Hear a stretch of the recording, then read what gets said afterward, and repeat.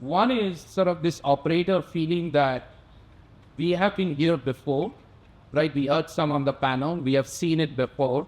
I always joke when people tell me that the technology can slice the bread better. I eat the loaf because by the time the technology slices the bread, you have paid 5 times more and you have 5 times less outcome, right? But it does seem a little different this time.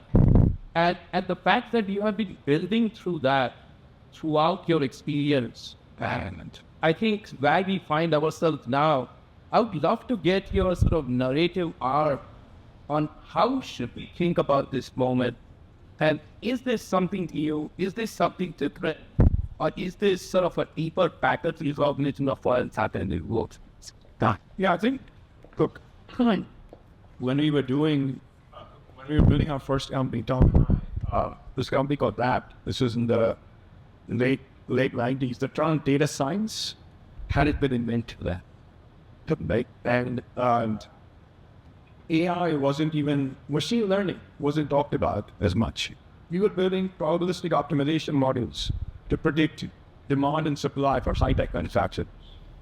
And we were using models that people would laugh at today because everything is deep learning and generative AI these days.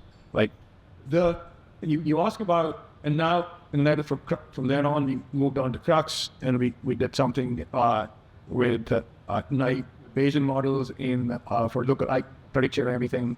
And now generative AI is kind of taken over. The theme that is constant, like in all of this, is as a builder, operator, for me, I'm always looking for problems to solve.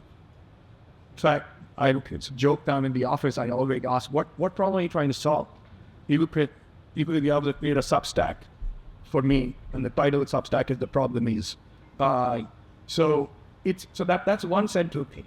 The interesting thing about this moment that we're in now, right, is two things. One, because of generative AI and what OpenAI has done with ChatGPT, etc., the non-technical people who are not engineers and data scientists and AI researchers, can actually use the technology. So that's one big thing. And because of that, the way I think about it is this large language models or generative AI, they have an impact on reducing the unit cost of production, right? So if you think about anything you do, like code that you're writing, if you're a programmer, the unit cost of writing code has gone down because you have a pair programmer who doesn't talk back at you in the form of your code, they can't go by, right? If you're in the content developing world, you're a marketer, right? Now you have access to tools that can accelerate and enhance your productivity when it comes to generating content. So the unit cost of production has gone down. Now, what are you going to do about it? You can do one of two things. You could either keep your output the same, and so therefore, as a business now, you could reduce the number of people who you employ, or you can keep your employee base the same and magnify the output you're producing. Right? So that is the key insight. I mean, we were talking about what's the key insight. That is the big insight for me. As a business operator, I'm always thinking about that. For me, an extra $20-30 per month for every developer I have on my team is a no-brainer decision because it makes them so much more productive, right? So that's how I think about this, the art. And that was such I think, required insight, because I think a lot of us as operators feel like, is this a moment we have seen before or is this new? But the idea that you're saying, and I really like the two vectors you are trying. One is, which I think everyone in this room can relate to, how to increase productivity, right? And then the second one is, I think we are in a phase also post-pandemic where cost reduction is, we serve on boards. It's a very common theme, right? So I think people will appreciate in this room the intersection of this too. My question to you is, I really love the way you framed it, because I think what we find ourselves thinking about is that everyone is an entrepreneur now. Suddenly, right? You have the tools, the cost of doing that has fallen. And the way I also think about it is that the lingua franca of AI is not C++ or Java, it's English language, right? So how does an entrepreneur, and both of us started, your fourth or fifth company. It was my first company last year. And I'm really interested, like, how does that operator, whether it's an internal entrepreneurship where you are a leader, like we had 4 leaders on a panel just now, or an entrepreneur starting out from scratch, how should they think about this moment? Yeah, and it goes back to what Lisa said in the previous panel, right? AI is a tool, right? And so to your point about everybody's an entrepreneur, yeah, you now have access to a whole bunch of technology that you can use to exponentially magnify your productivity, right?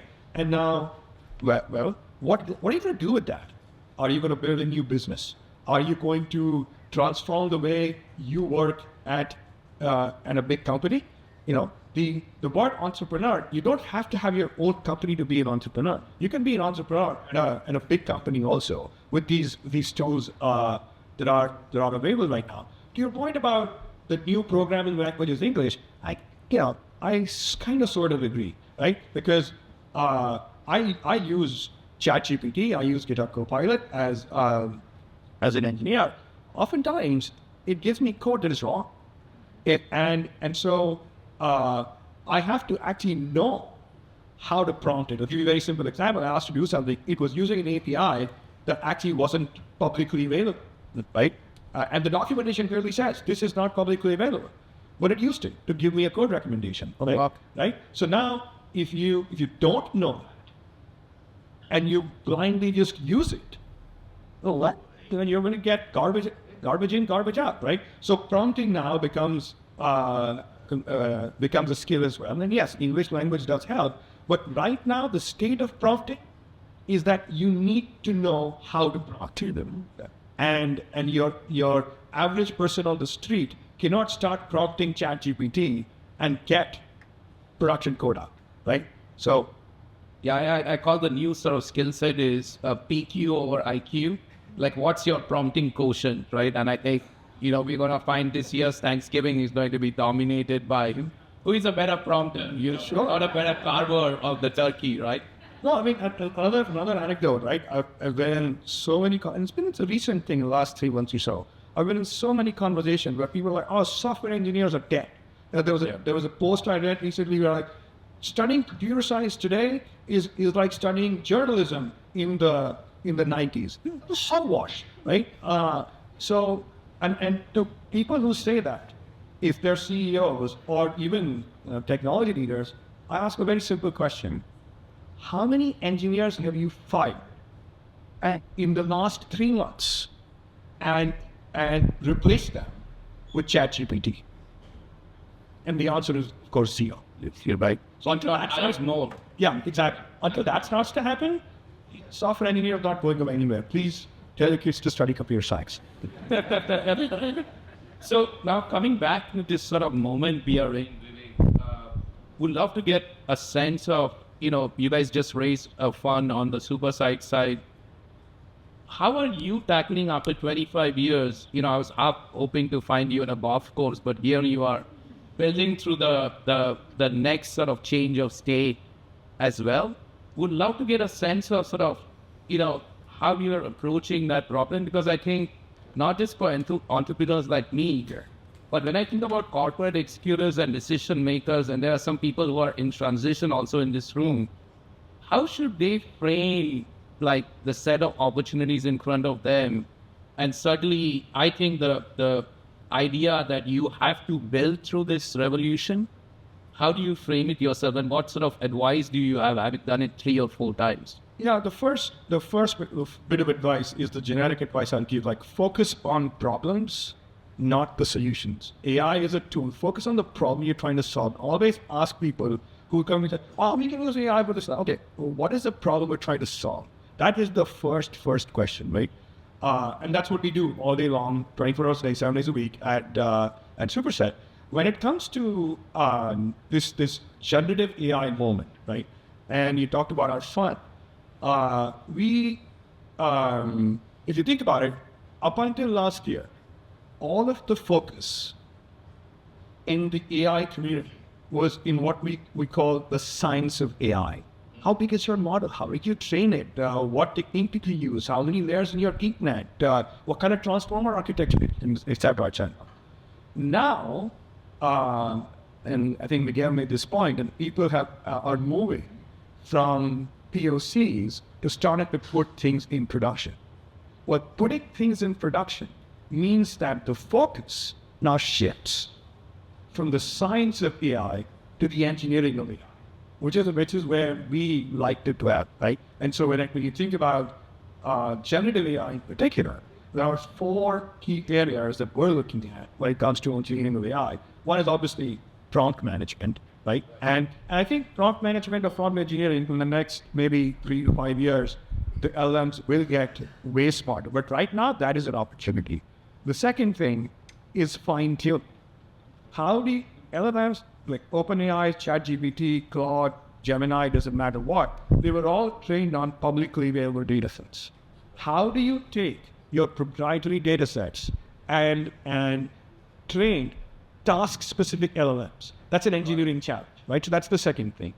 The third thing is what we call LLM orchestration. So there isn't one LLM to rule them all, right? Sometimes you have to focus on, well, GPT 4.0 is good for this, but Claude is good for that. And actually, open source Mistral is better for this third thing I want to do. So how do I break up my problem into subtasks that can then be optimized for each LLM that I want to use? So LLM orchestration is the third thing. And then finally, the fourth is cost optimization. Nobody actually knows what the cost impact from an operations perspective, just like with cloud, right? With AWS, like the number of articles you can find on the internet where people are like, oh, my AWS bill went up by 3x or 5x because somebody did something wrong or accidentally. Articles are time it doesn't. The same challenge exists in LLMs also. People haven't fully understood the cost implications of using LLMs because very, very few people are actually doing this in production at scale right now. So that's how we think about opportunities. I think those 4 are really, deep insights that I think, we hear parts and parcels of it, but the way you've framed it, I think from prompt engineering to understanding in production, the cost outcomes, and I reflect back on what Patrick was also talking about. I think those operators who have this sort of systems of reasoning in production are both going to gain competitive advantage with the productivity gains or cost, but these are the necessary ingredients to get it right. Like you will have to think through. Yeah, I mean, somebody mentioned, they haven't mentioned this. Somebody mentioned this earlier. They were trying to equate blockchain and AI, right? So in 2018, 2019, this was the thing going on in the Silicon Valley. Just put it on the blockchain. Just put it on the blockchain. That's what people would say, right? Right now, in today, people the equivalent of that is just called ChatGPT, right? But the more you do that blindly, and when you start bringing in production, to your point, that's when you start to realize the cost implications of doing that. So you have to engineer your systems intelligently so as to not have an adverse cost impact on your solution. The way I think about it, it's like the most useless cousin you have that you always have to treat. And it's always pride feeding, but has no responsibility whatsoever. But to your point, I think if you can do it, you can do it smartly. Yes. Then you really have an edge as a business when you compare yourself to your competitors who are, again, just calling ChatGPT. I think, we are coming up on time, but I've really sort of appreciated sort of the art that you have drawn. What I want to focus down in sort of this last part of the conversation on is you personally, when you think about your own journey over 25 years, and sort of selling these startups to some of the largest companies, when you look at sort of your own crystal ball, Vivek, where do you think all of this is going to, And not just like I'm talking more from an operator point of view. Obviously, Shiv likes saying, which I really like, it's like it depends on your time horizon, right? To Lisa's point earlier, is it a tool in the short term, or will it become something more in the long term?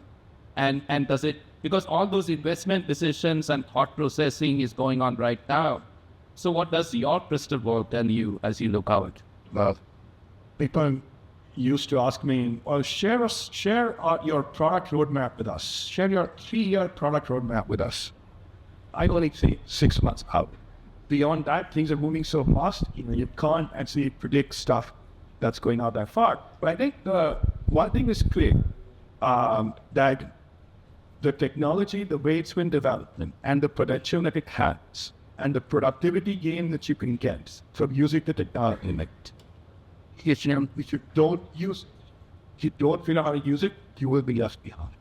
That is the gift, right? So think about how you are going to leverage it. Try to understand it. Try to understand how it works. Try to understand its implications. Try to understand its limitations, and then put it to work for your business, for your life.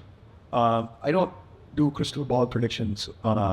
But that is a good insight too, that sort of the time horizon itself when you look out is not in years, but you are thinking like in 6-month chunks and say, that's all I'm going to build out for, because that's what the moment calls for, versus the traditional, which was what's the value thesis 2 years down the road. Let me see, again, the way we think about building businesses is we do think in terms of staging and sequencing. So what are we going to do now? How is that going to set us up for doing the next thing and the next thing? We focus on the why as the what. We don't focus on the how so much, right? At least as we are contemplating businesses and establishing the business ideas at the get-go. The how is always going to evolve, and it's going to be a factor of what technology, what tooling, what services are available to you at the time when you're ready to build and find it. I love that sort of last point, that focusing on sort of what is the problem. And I think that's sort of the call to action for all of us.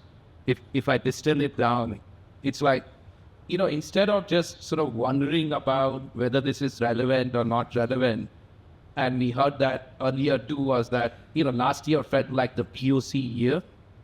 I think now it is very clear to me in sort of some of the work we are doing with our customers, the work that you are mentioning, is that you have to start building and you have to find the problem to build against, and you have to believe that these systems are going to get better over time. So I thought this was a terrific sort of narrative art on sort of 25 years of our journey. And, this has been a thrilling conversation. I think we have time for one question maybe from the audience. So we are at time, but this was great. I really appreciate, Vivek, you taking the time to share with us this journey. It means a lot to us. Thank you, Amit. Thank you for having me. Thank you.